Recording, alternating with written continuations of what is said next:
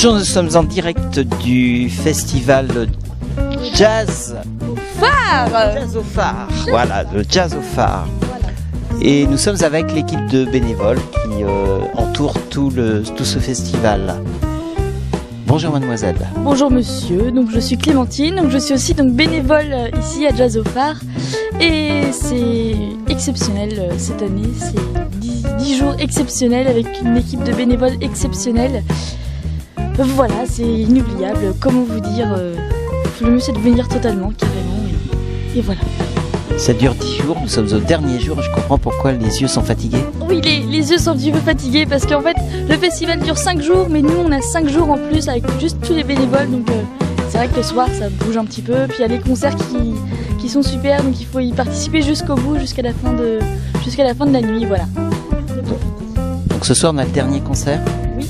Oui, ce soir c'est donc Thomas Dutronc en gros concert de fin, et ça va être très très bien, enfin vraiment, donc c'est complet déjà malheureusement pour les gens qui n'ont pas réservé, voilà, mais heureusement pour les autres, et puis donc ça va être exceptionnel je pense.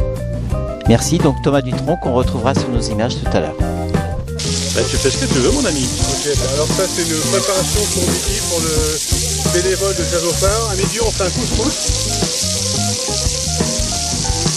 On fait un couscous, une petite salade de fruits fraîches et un petit peu d'avocat. Bonjour Jean-Louis, vous avez le privilège de nourrir, vous, l'équipe du Jazz au Phare. Oui, racontez-moi ça. C'est exact, voilà, j'ai rejoint cette équipe de Jazz au Phare il y a 5 ans, par l'intermédiaire de Jean-Michel Proust, qui on est amis depuis longtemps, quoi. Et c'est toujours un bonheur de venir faire ce festival de jazz à l'île de Ré. C'est vraiment quelque chose qui me tient à cœur. Et tous les ans, je participe à ça et j'irai jusqu'au bout de ce festival. Tous les ans, répété régulièrement. Voilà. Alors j'ai eu le privilège de goûter tout à l'heure. C'est un bonheur. C'est un bonheur. On a fait un couscous pour 100 bénévoles aujourd'hui. Et puis il y a eu plein d'autres gourmandises dans la semaine qui ont tout avalé sans souci. Et ils sont tous très contents de revenir aussi à Jazz au Phare tous les ans. Mais nourrir 100 personnes, c'est un gros boulot. Nourrir 100 personnes, effectivement, c'est un gros travail. C'est debout le matin à 6h jusqu'au soir, 7h30, 8h. Et tout le temps du festival, ça se produit comme ça à chaque fois. Mais c'est toujours un grand bonheur de servir tous ces jeunes. J'ai cru voir justement qu'il y a beaucoup de jeunes, donc ça mange bien ça. Hein. Les jeunes, ça mange énormément. Et ça, c'est toujours un plaisir de les voir manger tout ce que je leur prépare. Bonjour, donc vous êtes également bénévole pour le Jazz au Phare ? Oui, première année de bénévolat à l'île de Ré. Je suis ravie. C'est super. Super ambiance, super concert. Tout le monde est heureux sur ce festival. Hein. Oh oui. Oui, tous. Vous faites quoi alors dans ce... Alors moi personnellement, je suis à la billetterie. Une vente de t-shirts, de petits souvenirs, de coupe-vent quand il y a du vent. Voilà. Pas de parapluie. Il fait toujours beau dans l'île de Ré. On y pense pour l'année prochaine. Ah, d'accord. Merci. Bonjour, vous êtes bénévole également pour le festival ? Oui, tout à fait, oui. Elle est contente d'être bénévole. Ah oui, je suis ravie. Non, je suis ravie d'être là. C'est la première fois que je viens et je pense que l'année prochaine, je risque de revenir. Parce que l'ambiance est formidable, on voit des artistes fantastiques. Et c'est vraiment, même si on est un petit peu fatigué au bout de 4 jours, parce qu'on dort sous la tente, mais vraiment c'est une super expérience. Et l'île de Ré, vous avez eu le temps de voir ? Alors pas vraiment, parce qu'on n'a pas vraiment le temps de se promener, mais on est quand même allé en soirée à Ars-en-Ré. Ah, c'est sympa ça. Ouais, j'ai adoré. Ouais, ça me donne vraiment envie de revenir aussi pour visiter mieux l'île de Ré. Enfin, l'environnement est génial. Enfin, le fait d'être là, à côté de la mer, enfin avec un environnement comme ça, c'est vraiment. En plus avec le jazz, alors là c'est. Là c'est top. La cerise sur le gâteau. Ouais. Merci.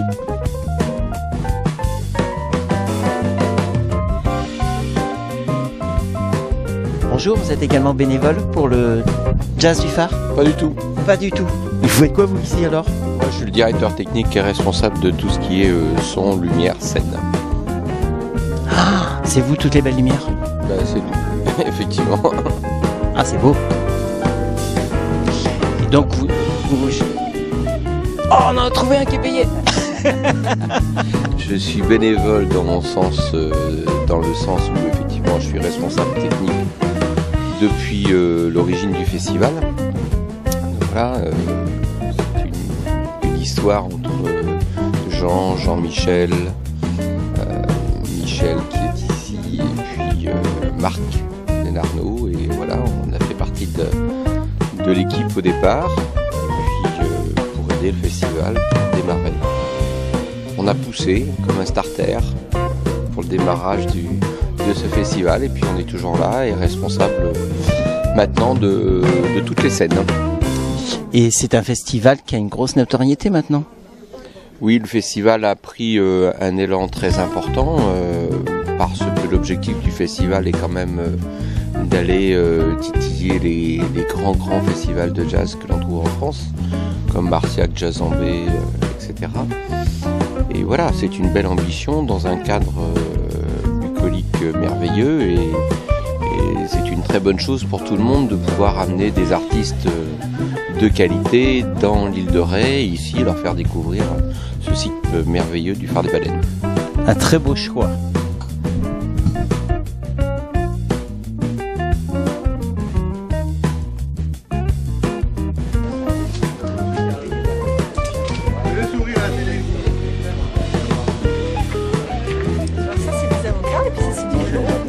Petite salade sucrée salée ce soir pour les bénévoles.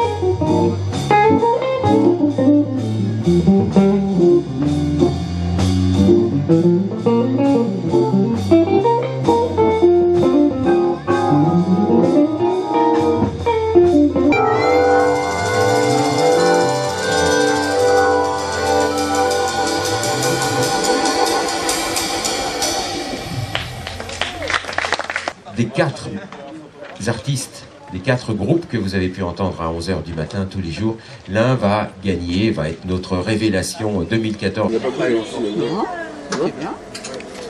appétit. Il est là. On le dégage. Je te brûle les gens. Alors là, non. Alors, on n'a pas de un marteau, un clou. C'est ça. La limite, c'est Essaye de manger proprement. Hein.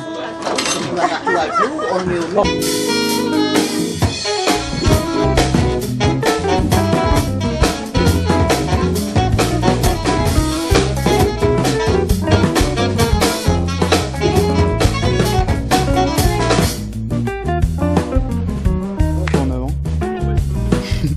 Donc nous on est le groupe Emmett Brand Project. Voilà. Donc composé de 4 musiciens. Un clavieriste qui est moi-même, un saxophoniste, donc alto et sopranino, un batteur qui est Antoine, le saxophoniste c'est Alexandre, moi c'est Jules, et la guitariste, les chanteuses pendant les répétitions, c'est Sonia.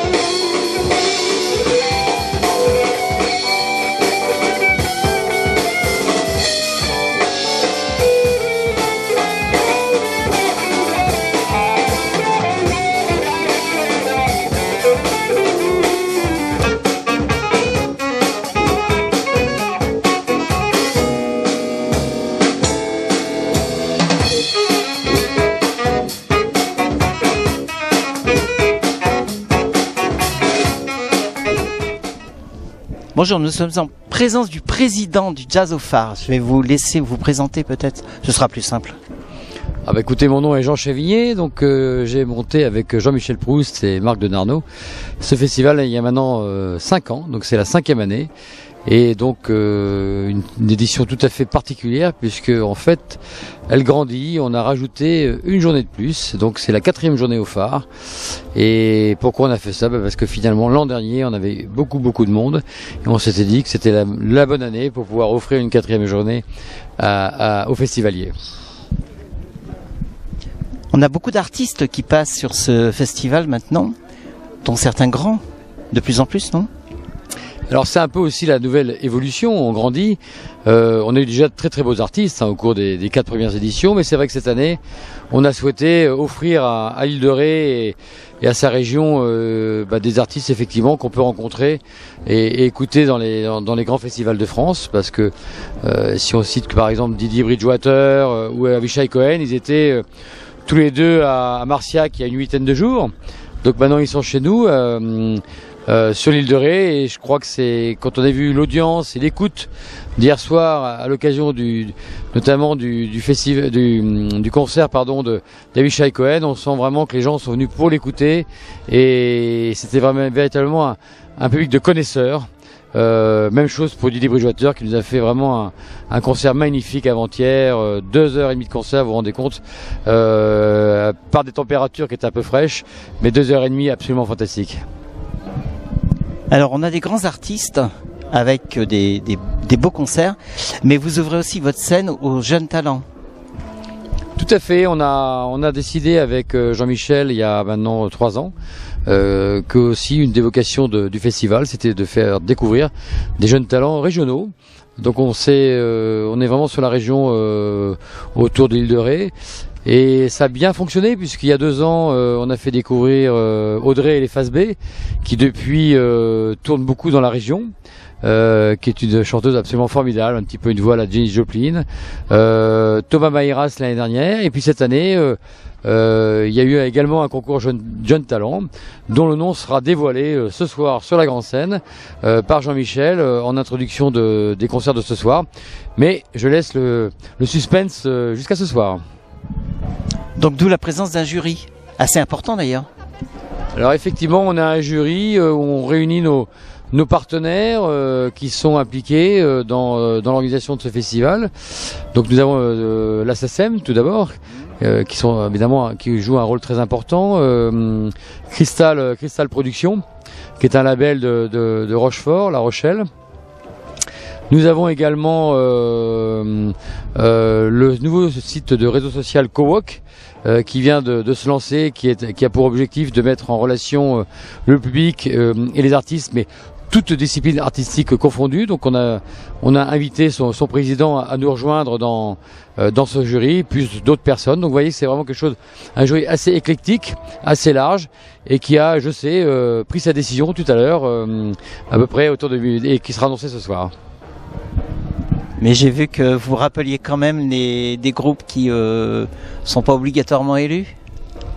Alors je sais, apparemment vous faites allusion à Earth, Wind & Fire, effectivement, mais on a pensé que c'était aussi la vocation du festival, de pouvoir offrir, et je pense que la programmation de cette année en témoigne, une programmation très large pour pouvoir combler, si j'ose dire, plus largement, de façon très large, tout le public de l'île de Ré et de ses alentours. Et c'est vrai que Earth, Wind & Fire rentre tout à fait dans cette programmation. Et d'ailleurs, quand on voit le monde qu'on a eu dimanche soir pour l'ouverture du festival, je crois que le public a répondu par lui-même. Thomas, bien sûr Thomas Dutronc, qui nous fait la gentillesse et l'honneur de nous rejoindre ce soir pour la clôture du festival. Et je pense que là on est beaucoup plus dans le jazz manouche, ça sera très acoustique, mais je pense que là aussi on attend déjà beaucoup de monde pour cette clôture de festival. Voilà. Merci beaucoup Monsieur le Président, et on va souhaiter bon vent au Jazz au Phare. Bien, merci, et puis bon vent à la 6e édition l'année prochaine. Merci beaucoup.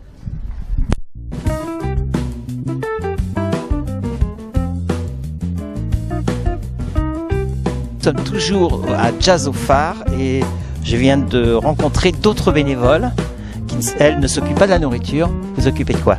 Je vais vous laisser vous présenter. Ben, en fait, nous, c'est-à-dire Nina et Sabrina, ouais, on s'occupe des... Enchantée. On s'occupe des loges.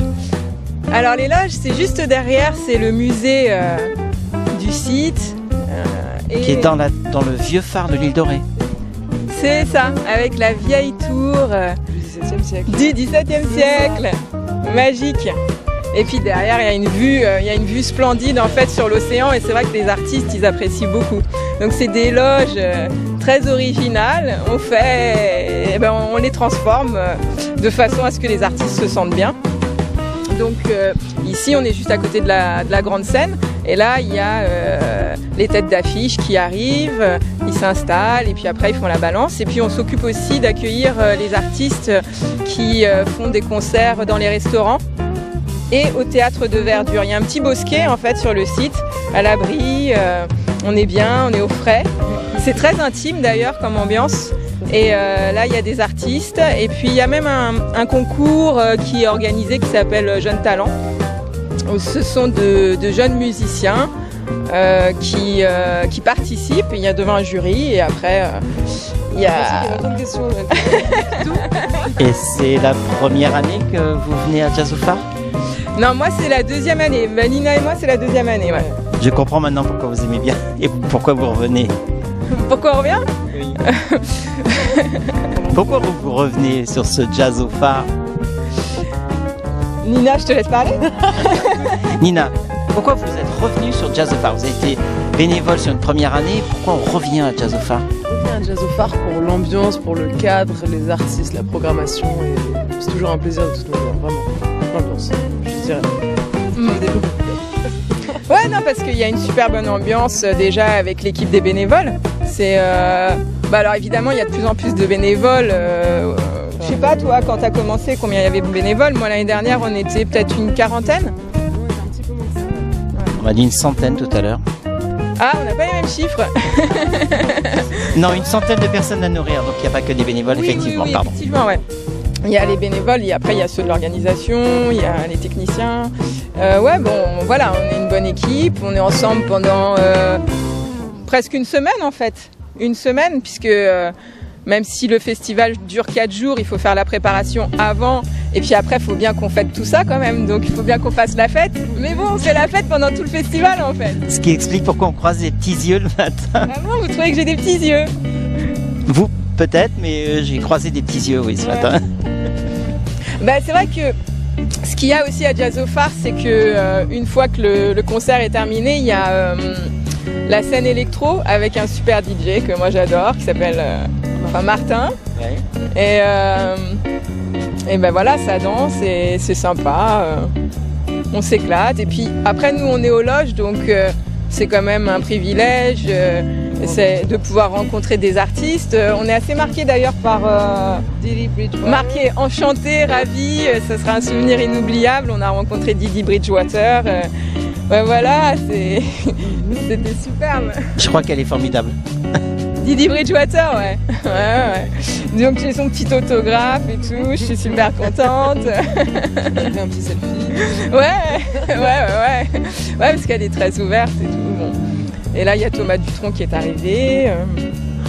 C'est top ça, non? Bah, voilà, on varie les plaisirs. Et bonjour, ici Paul de Jazz au Phare et j'ai le plaisir d'accueillir Joël qui assistera ce soir au concert de Thomas Dutronc, avec en première partie Mathieu Boré. Est-ce que vous avez déjà assisté à des concerts ici? Est-ce que vous êtes déjà venu? Merveilleux. Avishai Cohen? Et alors votre avis, votre préférence? C'était très très bien, c'est un moment, oui, c'est une musique, on sent que Avishai Cohen est habité par sa musique, c'est quelque chose de très original et très contemporain. Et puis avant-hier soir, c'était divin, la fin, il y a beaucoup de gens qui sont partis avant la fin, qu'est-ce qu'ils ont raté, hein.